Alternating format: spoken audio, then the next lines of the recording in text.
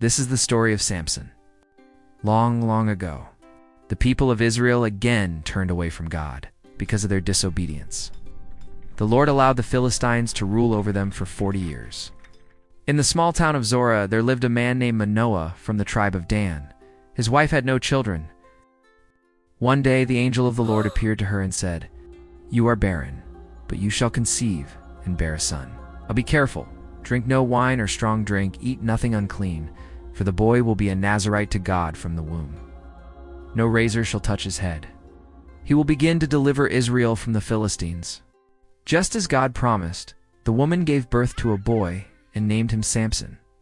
And God blessed him. From the very beginning, he was set apart for God's work under a special vow, and the Spirit of the Lord began to move him at times in the camp of Dan, between Zorah and Eshtaol. And when Samson became a young man, he went down to Timnath and saw a woman in Timnath of the daughters of the Philistines. He told his parents he wanted her as his wife. They were surprised. "Can't you find a wife among your own people?" But Samson insisted to marry the daughter of the Philistines. Yep, I want to marry This her. was part of God's plan to confront the Philistines. On the way to Timnath, a young lion came roaring toward him. The Spirit of the Lord came powerfully upon Samson, and he tore the lion apart with his bare hands, as easily as one might tear a young goat.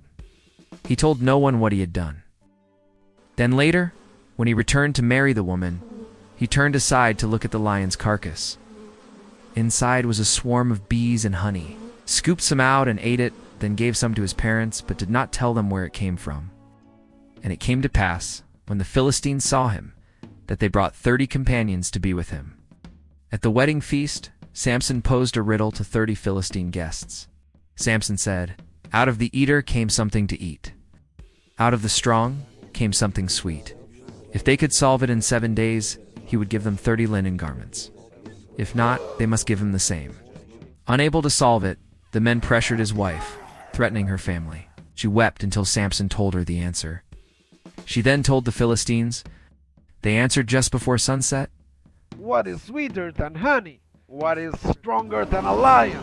Realizing their deceit, Samson said, "If you had not plowed with my heifer, you would not have solved my riddle."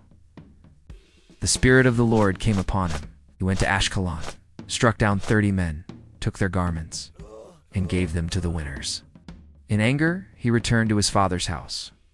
Much later, Samson returned to visit his wife, but her father refused, saying she had been given away. Samson shouts, "You gave my wife away."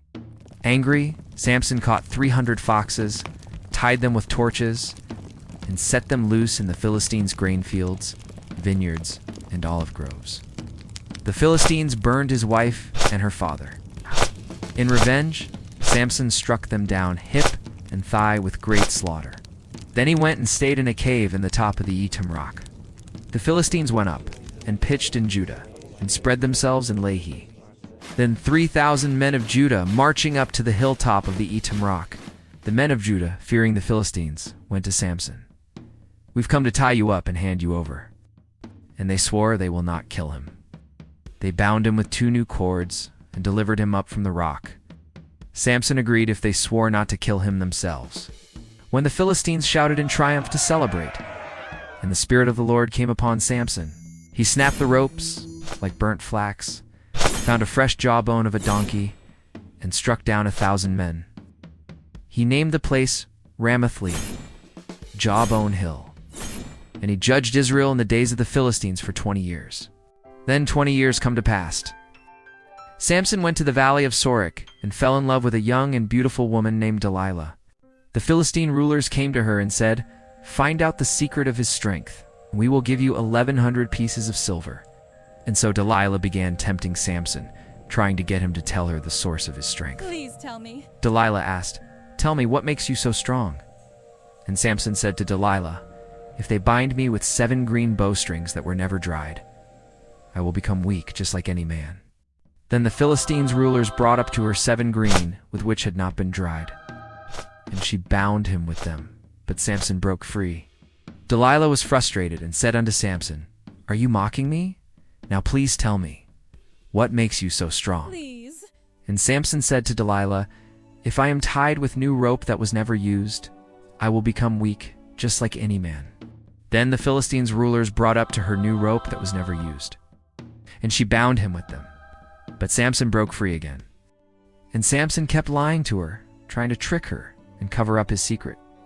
Delilah again said unto Samson, "You mocked me again and told me lies. Now please tell me, what makes you so strong?" And Samson said to Delilah, "If you weave the 7 locks of my hair into the fabric with the loom, I will become weak, just like any man." Each time she called the Philistines, but he broke free. Samson went away as the hair loom came loose. Finally, worn down by her constant pleading, Samson told her the truth. "My strength is from God, and no razor has touched my head. If my hair is cut, I will lose my strength." While he slept on her lap, Delilah had his hair cut.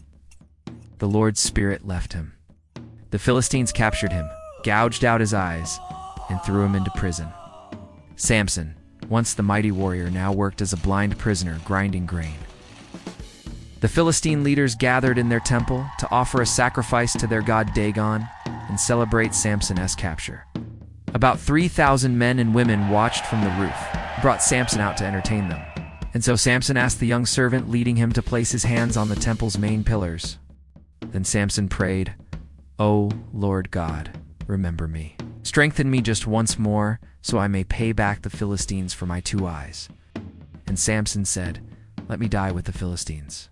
With all his strength, Samson pushed against the 2 pillars. The temple shook. The stone cracked, and the building came crashing down, killing Samson and thousands of Philistines. In his death, Samson killed more Philistines than he ever had in life. His family retrieved his body and buried him in his father Manoah's tomb. His story reminds us that God can use anyone, even those who fail to accomplish his plans. But it also warns us, true strength is not in our muscles, but in our faithfulness to God. Thank you for watching. Please subscribe, like, and share.